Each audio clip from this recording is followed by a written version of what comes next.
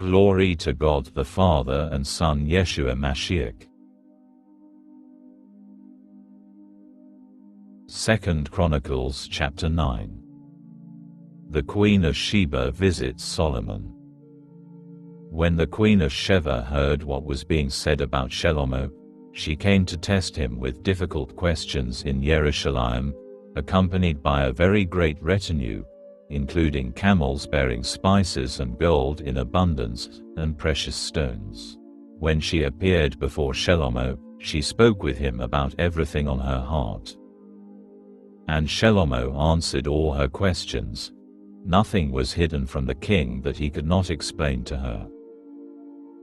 After the Queen of Sheba had seen Shlomo's wisdom, the palace he had built, the food at his table, the manner of seating his officials, the manner in which his staff served him and how they were dressed, his personal servants and how they were dressed, and his manner of going up to the house of Adonai, it left her breathless.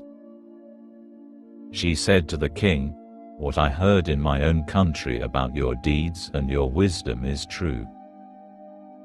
But I couldn't believe the report until I came and saw for myself. Actually, they didn't tell me even half of how great your wisdom is. In reality, you surpass the reports I heard. How happy your people must be. How happy these servants of yours who are always here attending you and get to hear your wisdom.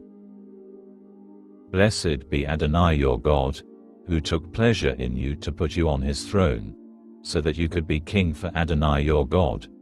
Because of your God's love for Israel, to establish them forever, he has made you king over them, to administer law and judgment." Then she gave the king 4 tons of gold, spices in great abundance, and precious stones. There had never been spices like those the Queen of Sheba gave to King Shlomo. Huram's servants and Shlomo's servants, who had brought the gold from Ophir, now brought sandalwood and precious stones.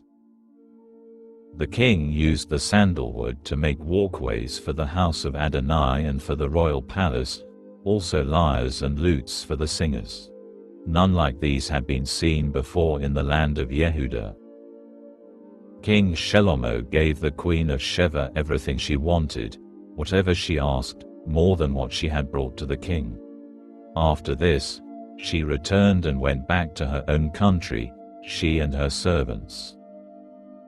The riches of Solomon. The weight of the gold Shlomo received annually came to 22 tons. Besides that which came from customs duties and sales taxes, also all the Arab kings and regional governors brought gold and silver to Shlomo. King Shlomo made 200 large shields of hammered gold. 15 pounds of hammered gold went into one shield. He made 300 more shields of hammered gold, with 7.5 pounds going into one shield. The king put these in the house of the Lebanon forest. The king also made a great throne of ivory and overlaid it with pure gold. The throne had 6 steps and a gold footstool. These were fastened to the throne.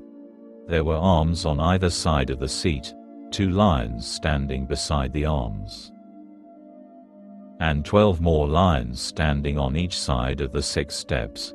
Nothing like it had ever been made in any kingdom.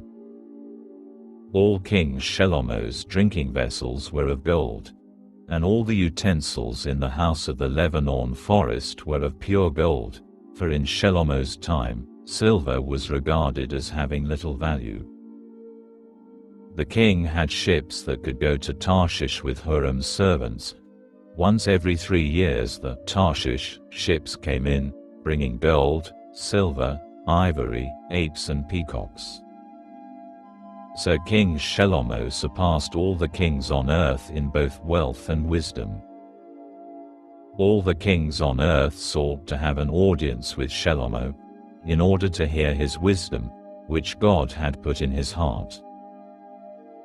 Each one brought his present, articles of silver, articles of gold, clothing, armor, spices, horses and mules, and this continued year after year.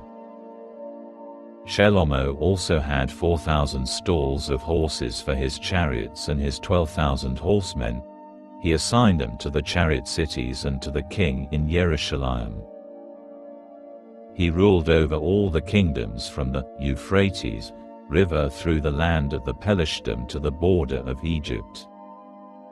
The king made silver in Jerusalem as common as stones, and he made cedars as abundant as sycamore fig trees are in the Shephelah.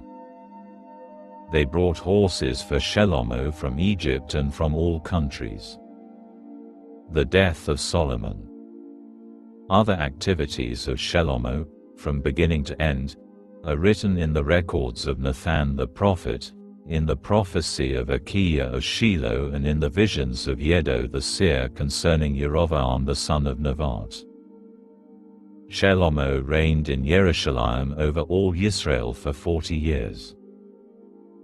Then Shelomo slept with his ancestors and was buried in the city of David his father, and Rehoboam his son became king in his place.